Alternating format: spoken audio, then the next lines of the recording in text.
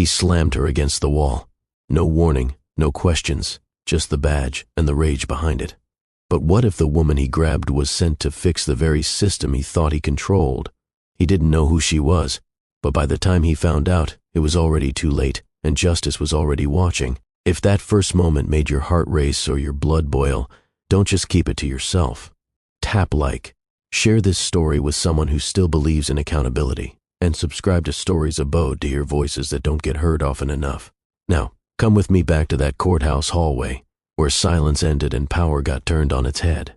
They say justice is blind, but sometimes it's just looking the other way. That morning, the courthouse hallway was packed. People in cheap suits whispered prayers, heels clicking on tile. It was one of those days when everything felt tense, like the walls themselves were waiting for something to break. And then it happened. Officer Cole Matthews stormed down the corridor like he owned the place. Broad shoulders, tight jaw, eyes always scanning for someone to control. He didn't walk, he patrolled. Like this wasn't a place of law, it was a battlefield. And to him, anyone not in uniform was a potential threat, especially if their skin wasn't white. A black woman stood near the benches, just observing, not speaking, not filming, just there, watching the courtroom doors, maybe waiting for someone inside. She wore a dark gray blouse, simple pants, nothing flashy. Late 30s, maybe early 40s. Calm. Still. Cole barely glanced before snapping. ID. She didn't move. Just looked at him, quiet, steady. That kind of silence that doesn't mean fear. It means she's measuring you. He didn't wait. With one hand, he yanked her bag off her shoulder. With the other, he grabbed her wrist and twisted her toward the wall. The metal of the cuffs clicked loud, too loud for a place meant to hold dignity. She hit the wall with her shoulder first, then the side of her face, hard enough to draw a gasp from someone nearby. But no one stepped in. Phones came out. Fingers tapped red circles. But feet stayed frozen. Eyes darted away. The crowd did what crowds often do when injustice walks in wearing a badge. They watched, quietly, and she never raised her voice, never said a word. She just turned her head slowly and looked him straight in the eye. Not with fear, with clarity, with something deeper. Like she knew exactly what this was, like she had seen it before. Maybe too many times to count. Cole stood over her, breathing heavy, knuckles white around the cuffs. His face said control, but his body twitched just enough to show he wasn't as sure as he pretended to be. And somewhere just out of frame, a recording light blinked red. You could feel it in the air, that this wasn't just another ugly moment. This was a crack. And something, or someone, was about to break through. But before that, there was only silence. The kind that wraps around you when something's gone too far and nobody knows what to do about it. Except her. She knew. And what she did next would change everything. There's something cold about courthouses. Not just the marble floors or the air conditioning set a little too low. It's the kind of cold that seeps into your bones. The kind that doesn't come from temperature, but from silence, from posture, from power. The benches are wooden, straight-backed, and unforgiving. They creak when you shift, but no one dares move too much. The walls are beige, bland, designed to neutralize emotion, to mute voices. Everything in this place whispers one message: fall in line. The bailiffs know their place. They open doors. They nod to judges. They rarely make eye contact with anyone else. The clerks click away on their keyboards, eyes trained forward, as if looking up might implicate them in something they'd rather not see. And the officers, they walk with a certain rhythm. Boots polished, belts heavy with gear, not for protection, but for presence. The weight of it all seems deliberate, like they're always just one step from control or confrontation. Cole Matthews moved through this machine like a cog that believed it was the engine. He'd been here for years, long enough to know the rhythms, to read the unspoken rules, long enough to believe he could bend them when needed. He saw himself as a filter. His job, in his eyes, wasn't just to keep order. It was to decide who belonged, who deserved to be inside the courtroom, who could sit quietly and wait, who looked like they might be trouble based on nothing more than skin tone, clothing, or posture. Cole didn't wait for cues from the judge. He didn't ask the clerks. He certainly didn't ask the people he grabbed. He acted quick, sharp, loud, as if sound alone made him right. He wasn't the only one like that, but he was one of the loudest, and no one had ever stopped him. They let him move like that because to them, he brought order. But order isn't the same as justice, and everyone who's ever sat on one of those hard benches knows it. That day, After shoving the woman against the wall, Cole returned to his post like nothing had happened. He didn't file a report. He didn't speak to the sergeant. He just stood near the courtroom door, arms folded, daring someone to question him. The woman, Talia, never said a word. She picked up her bag, dusted off her sleeve, and calmly sat down again. Eyes forward, lips pressed shut. It was the kind of silence that didn't come from fear. It came from knowing, from restraint, from choosing not to react yet. And that silence, it carried more weight than any badge on his chest. People watched her, some out of curiosity, some out of shame. A few glanced at their phones, checking the clip they had just filmed. No one deleted it. No one offered her water. No one said, "Are you okay?" Because here, in this place, things like that happen all the time. And folks have been trained to let them. It wasn't the first time someone got pushed without cause. It wouldn't be the last. But this time, something felt different. It lingered. Maybe it was the way she stared at Cole without blinking.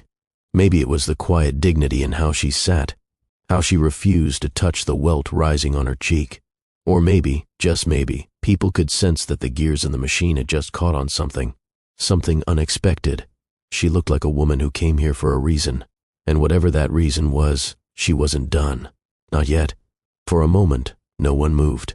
The hallway, once filled with footsteps and murmurs, went still, like someone had pulled the plug on all the noise. Even the air felt heavier, like it didn't want to carry what was about to happen next. Talia stood slowly, calmly, no rush, no panic. She brushed the crease off her sleeve with the back of her hand, adjusted her bag on her shoulder, then reached inside with a deliberate grace, like someone choosing every breath. Cole watched her, confused. His stance stiffened, like he was bracing for another challenge, another complaint, another routine excuse from someone trying to act tougher than they looked. But Talia didn't argue. She opened her wallet, flipped it open, and held it out for everyone to see. A gold shield. Police blue. A name in raised silver lettering. Chief Talia Grant, District 12 Police Department. For a second, it didn't register. Then it did. A young officer down the hallway gasped, his mouth falling open like a door unlatched in a storm. A few feet away, a court clerk dropped a pen. It hit the floor with a click that felt too loud. Inside the courtroom, the judge had been mid-sentence, but his voice caught. He paused, leaned back slightly in his chair, and glanced toward the hallway with narrowed eyes. Someone whispered, No, that's her. She's the new chief." But Talia didn't need the noise. She looked directly at Cole. Her voice even. Measured, not loud, but impossible to ignore. "I was sworn in yesterday," she said, "and I came here today to see how justice is applied in this building, quietly, observationally, no announcements, no special treatment." Then she let the silence speak. It hung there, pressing in from all sides until even the ceiling seemed to lean in closer. Cole didn't blink. His hand loosened on the radio clipped to his chest. His jaw flexed, but no words came out. And for the first time, maybe in his whole career, he looked unsure. Not just caught off guard, but exposed. "And now," Talia added, her voice soft as a breath, "I've seen exactly what I came to see." That was the blow. Not a scream, not a scene. Just truth, wrapped in composure, delivered with eyes that had seen too much to be shaken. Cole opened his mouth, then closed it again. There was nothing to say, no protocol for this, no line from the handbook that could pull him out of it. And the people, they just watched, phone still recording, eyes wide, breaths held, not because she raised her voice, but because she didn't have to. The sun wasn't even up yet. Talia sat in her car, parked across the street from the courthouse. Engine off, window half cracked. A warm coffee cup rested on the dashboard, untouched. The kind of morning where everything is quiet, but your mind won't stop moving. She leaned back against the seat, eyes fixed on the building in front of her. That old courthouse. Same stone steps, same faded brick, same cold glass doors. Different reason for being here. She hadn't parked here in years.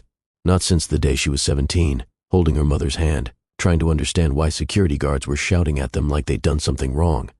Her mother hadn't raised her voice. She never did. She wore a sleeveless blouse and a long skirt. Nothing fancy, nothing flashy. But a female officer stopped them at the entrance, glanced at her mother from head to toe, and said coldly, "You can't come in here dressed like that." Talia remembered the heat of her mother's skin as she squeezed her hand tighter. She remembered how the officer's words didn't sound like rules, they sounded like judgment, and how no one around them, not one person, spoke up. They had traveled 2 buses to get there, but they turned around. Just like that. That was the first time Talia learned that silence could be louder than anything else in the room. She sighed now, years later, running a finger along the rim of her coffee lid. It was strange, coming back with the title chief pinned to her name. You'd think it would feel like a victory, but it didn't feel like a win. It felt like weight. She reached over to the passenger seat and picked up a folder. Thin, old, worn at the corners. Inside was a rejection letter, one she'd kept all these years. It was from the academy, the first time she applied. Back then, she was fresh out of college, determined, sharp, fit. She passed every written exam, aced every physical test. But during training, she filed a formal complaint after witnessing an instructor making racist comments toward another recruit. They called it insubordination. She called it the truth. And the next week, she was out. No explanation, no apology, just an envelope. She could have walked away from law enforcement then, and she almost did. But her mother had just been diagnosed with breast cancer. And in one of those long nights between appointments and prayers, Talia found something in an old keepsake box. A letter folded 4 times, ink fading at the edges. "Justice doesn't wear a badge," it said. "It walks in your spine. If you feel it there, don't let anyone break it." Her mother had written it years before, after that humiliating day at the courthouse. Talia never showed the letter to anyone, not even the review board when she reapplied, but she carried it, literally, in her wallet, right behind her ID. It wasn't a badge. It was a promise. Now, in the quiet of this early morning, she unfolded that letter again, let the words settle over her one more time.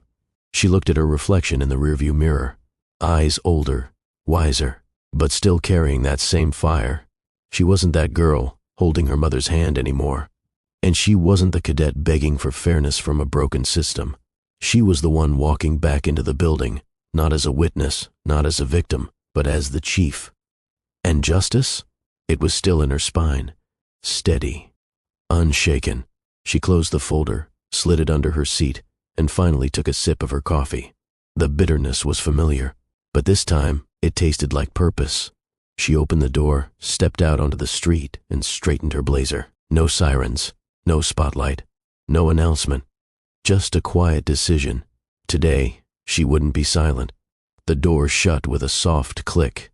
No echo, no metal slam, just finality. They were alone.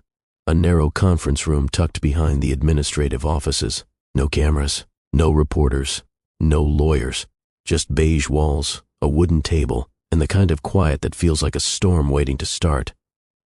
Cole Matthews sat stiff in the chair across from her, arms crossed tight, jaw locked. He hadn't said a word since she summoned him. But his eyes, they burned, like a man cornered and still trying to pretend he wasn't. Talia placed a file on the table between them, thick, marked with a red tab.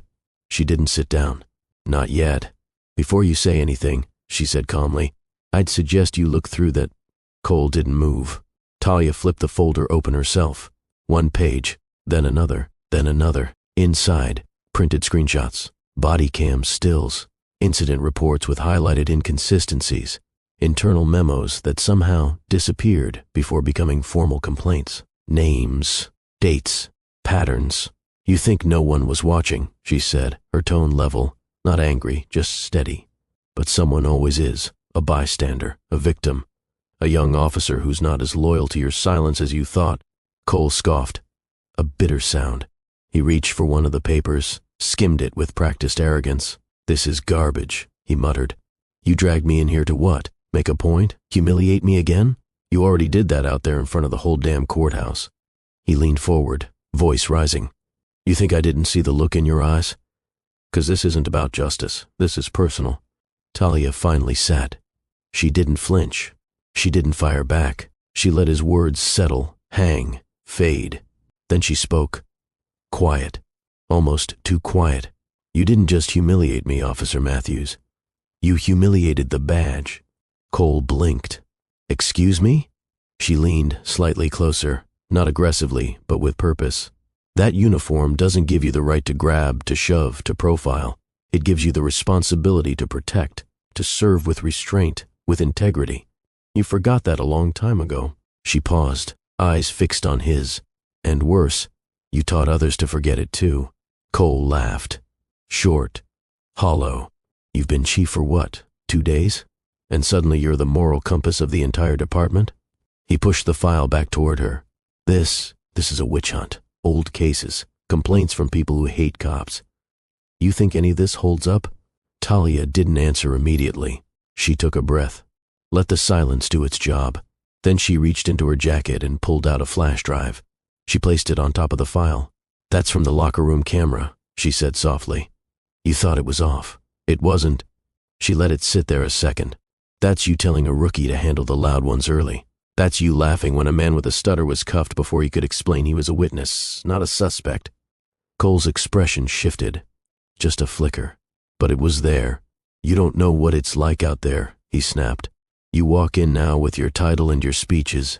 Don't talk to me about what it's like, she interrupted, her voice still calm, but razor sharp. I was the one being watched while doing everything right. I was the one who had to memorize procedures twice as well because I knew I wouldn't get a second chance if I slipped. She leaned back finally. The difference between you and me, Cole, is that I never used the badge as a shield. I carried it as a weight. He shifted in his chair, suddenly smaller. For a moment neither of them said anything. Then Talia stood, picked up the file, the flash drive, held them both in her hands. This isn't about revenge, she said. It's about reckoning. She walked to the door, stopped just before turning the handle. You built a career on fear, but that only works until someone stops being afraid of you. She turned her head slightly, just enough for him to see the side of her face. You've been the loudest voice in the room for years, Cole. Let's see how you handle silence. And with that, she left him sitting there, alone. No spotlight, no audience, just the sound of the air vent buzzing and the heavy, bitter taste of being truly seen. It started with a clip just 23 seconds long, a shaky cell phone recording. Grainy, slightly tilted. You could see the edge of a patrol car, a sidewalk, and a boy, maybe 15, maybe 16, standing with his hands half raised. His backpack was already on the ground. His voice, though faint, was calm. I didn't do anything. I was just... Then came the shove. Officer Cole Matthews lunged forward, grabbing the boy by the collar and flinging him sideways. The kid hit the curb hard, shoulder first. You could hear the snap even through the bad audio. The boy screamed once, then went silent. The clip froze on his face, twisted in pain, hand cradling his arm, legs too stunned to move. It was the kind of footage that made people stop scrolling, and it was posted by Cameron Ellis. She uploaded it without a caption. Just the video and a date, 6 years ago. Crestwood County, my little brother. It didn't take long to spread. By noon, it was on every major feed. Hashtags started stacking up. Hashtag justice for Micah. Stand with her. Hashtag he was just a boy. People remembered that name. Micah Ellis, the kid who resisted arrest outside a library. The news never showed the clip back then, just a mugshot. Though he was never charged. The arm had healed crooked. And the family, they'd stayed quiet. Until now. That evening, Cameron stood in front of a live camera. No fancy backdrop, just a brick wall behind her, a single mic in her hand, and the look of someone who had carried silence too long. Her voice didn't shake. Not once. 6 years ago, my brother was hurt by Officer Cole Matthews. He wasn't a suspect. He wasn't a threat. He was a teenager who had missed his bus and was sitting on the curb reading a comic book. That day, Cole broke his arm. But what he really broke was our trust. She looked directly into the lens. He never said sorry, never faced discipline, never even acknowledged it happened. But I'm not here to ask for an apology. I'm here so no one else has to stay quiet like we did. She paused, letting that sink in. If you think silence keeps you safe, it doesn't. It just delays the truth. The broadcast only lasted 2 minutes, but by morning, it had more than 8 million views. The comment sections overflowed. Why did it take this long? Where was internal affairs? My son looks like Micah. This could have been my kid. The pressure cooker cracked open, and this time, the steam wasn't staying in the room. News anchors called it a breaking point. Activists called for Cole's resignation. Even officers in other districts began quietly unfollowing him on social media. And everywhere, the hashtag #StandWithHer lit up the digital sky. Talia saw the clip around 5:30 a.m. She was already awake. Couldn't sleep much lately. The email came from an old contact in the media bureau. Just 3 words in the subject line. "You need this." She watched it once. Then again. Then sat with her hands folded for a long time, staring out the window as the sun pushed its way into the sky. She remembered that name. Micah Ellis. She remembered the report. Back then, it had been framed as use of force in response to non-compliance. But there had been no body cam footage, no investigation, just paperwork. A 15-year-old kid with a broken arm. Now, the silence around that file felt deafening. At 7 a.m., Talia walked into the precinct. There was a different kind of air in the room that morning. Not fear, not anger, something quieter, heavier, the kind of quiet that comes when people know the wind has shifted, but haven't figured out which way it's blowing yet. Cole wasn't there. He'd taken a sick day, but the murmurs followed him anyway. One officer leaned against the coffee counter, scrolling on her phone. Another sat staring at his screen, unread emails piling up while the words Duval video trended on the ticker bar above. No one said it aloud, but everyone knew something had cracked. And this time, it wasn't going to be swept away with a memo or a retraining session. Cameron didn't post again that day. She didn't need to. The video had spoken. The silence had ended, and the ripple it sent out was just getting started. Cole Matthews stepped through the front doors of Crestwood Police Department on a Monday morning, expecting the usual nods, the usual, "Morning, sir," even the weightless privilege of being noticed. But what met him was nothing. No one looked up. No one greeted him. The door hissed shut behind him, sealing off a hallway thick with silence. Not the good kind, the kind that speaks. People saw him. That was obvious. But their eyes just slid away, like rain on glass, like he'd turned into part of the wall. Once, Cole was the officer rookies looked up to, the one with the reputation for being tough but necessary. People used to say, "He gets things done." Now, no one said anything. Not even the ones who used to slap his back in the locker room or chuckle at his dry, mean humor. He passed the break room. The coffee machine buzzed softly. A young officer poured herself a cup, glanced up, and turned her back. Not in a rush, just quietly, deliberately. One of those movements that cuts deeper than a shove. In the main hallway, someone pinned a new flyer on the bulletin board. It fluttered slightly as Cole walked past. He didn't catch what it said. He didn't need to. He opened his inbox. The subject line said it all. Administrative leave. Effective immediately. No explanation. No signature. Just an attached PDF with his name and badge number.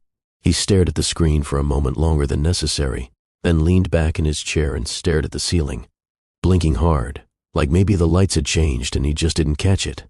After a moment, he did what he'd never thought he'd have to do. He typed an email. Fast. Heated. Defensive. Subject urgent. Internal division. Message. Chief Grant is tearing this department apart. The public is turning on us. She's feeding them a narrative that paints officers like me as villains. If we don't stand up now, morale will collapse. We need leadership. We need action before it's too late. He hit send, then sat back, waiting for something. A reply came within 10 minutes, from Talia Grant herself. One sentence. "No. You tore it apart. I'm just cleaning up." That was it. No greeting, no explanation, no room for debate. And later that afternoon, the email leaked. No one ever said how, but it showed up in the department group chat, then on a law enforcement subreddit, and finally in a local paper's digital edition. Not the whole thing. Just one line. "She's tearing us apart." Beneath the quote, an anonymous officer replied, "No, sir. We were already broken. She just turned on the lights." That's when it really started, the unspoken shift. Cole came back the next day to collect some things. Nothing big, just a few files. His gym shoes, the mug with the chipped handle he used every shift. The station looked the same, but it didn't feel the same. It felt like he had become a stranger in a place he used to command. He passed by a trainee, barely 20, fresh uniform, still stiff in the shoulders. The kid looked up, met Cole's eyes just for a second, then tugged his jacket across his chest, covering the academy logo on his shirt, like he didn't want to be seen with it. Or with him. Cole froze for half a step. That stung more than any headline. He turned down the hall toward the exit. One of the lieutenants was talking to two junior officers. The moment they saw Cole, the conversation stalled. Not with drama, just stopped. One officer tilted her head down, stared at her boots. The other gave a polite smile that didn't quite reach his eyes, then busied himself with his phone. No one asked if he needed help. No one asked where he was going. No one asked anything. It wasn't anger. It was worse. It was detachment. He stopped near the locker room and looked back once, hoping, maybe foolishly, that someone would call his name, say something, even something sarcastic. But the silence stayed. Heavy. Final. There was no hearing. No official verdict. No headline screaming guilty. But the sentence had already been served. Not in court. In people. And the worst part? He understood it.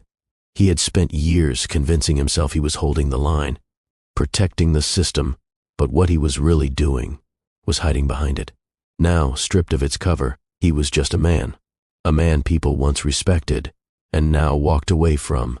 There are punishments you can see, suspensions, fines, write-ups, and then there are the ones you can't, the ones that live in every empty hallway, every back turned, every conversation that dies when you walk into a room. You don't need a courtroom to feel that kind of judgment. You just need a department full of people who've stopped believing you ever deserved the badge in the first place. The meeting room wasn't big, just enough for a long table, a pot of lukewarm coffee, and 20 folding chairs that creaked when people shifted. But that morning, something in the air made it feel different. Lighter, still nervous, still cautious, but laced with something that hadn't lived there in a while. Possibility. Talia Grant stood at the head of the table. No podium, no script, just her and a folder under her arm. And the kind of stillness that comes from choosing your words with care. Across from her, officers, old and new, filled the seats. Some crossed arms. Some took notes. A few just watched, waiting, measuring her. Not because they didn't trust her, but because they didn't yet know how much they could. Talia cleared her throat once, then began. Rebuilding starts with recognizing who we've lost. Not just the ones who left, but the ones we pushed out. She paused, looked around the room. Today, we begin with someone we never should have let go in the first place. She turned to the side, nodded toward the door, and in walked Renee Porter. The room shifted. Some heads snapped up. Others blinked. A couple jaws, not dramatically but noticeably, dropped. Renee walked in with her back straight, chin high, and the kind of calm power that doesn't demand a room's attention. It draws it. 6 years ago, she'd been one of the few female officers on the tactical team. Respected by many. Challenged by more. She'd led a hostage negotiation that made national news. But what people remembered most was her demotion. The memo back then had been vague, concerns about leadership tone and command presence. But everyone knew what it really meant. She didn't lead like a man.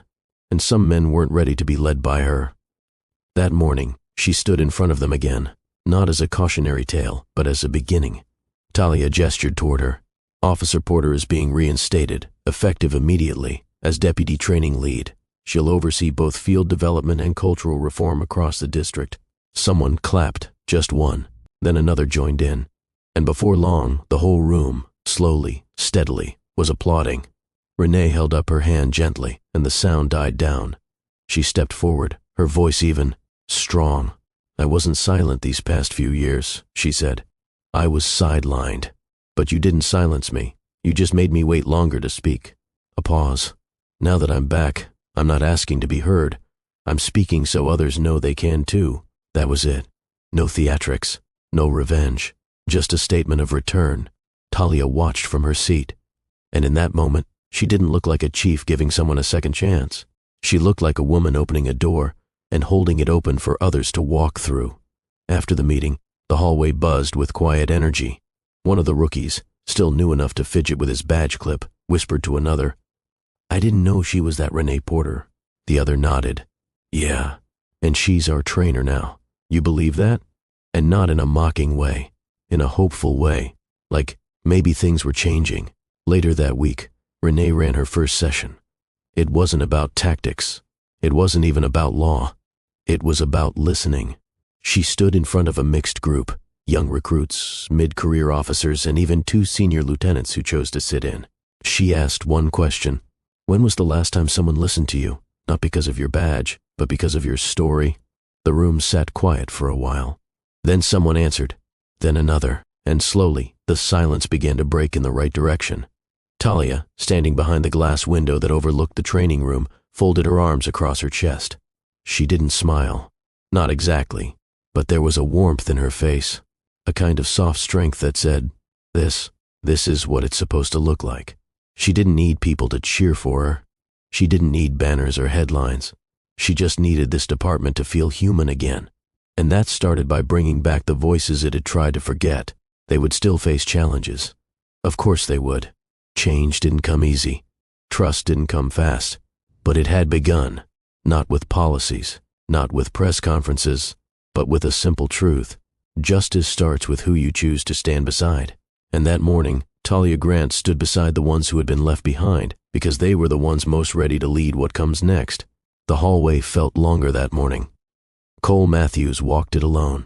His steps slow, not from exhaustion, but from something heavier. Something he couldn't name yet.